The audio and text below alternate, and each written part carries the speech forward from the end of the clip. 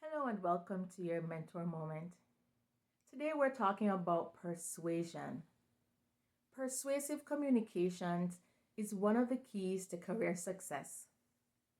In both of my books, I talk about the power of being persuasive by customizing your message to your audience.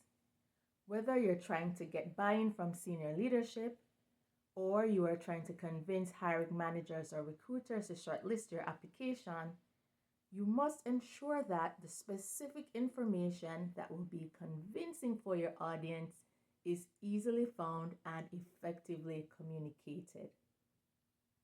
So, as you pursue your goals this week, think about what you can do differently to be a more persuasive communicator. Thank you for taking the time to watch this video. I hope you will find that insight helpful to you as you look at your next set of goals. In the interim, please like, subscribe, and share. Have a wonderful day.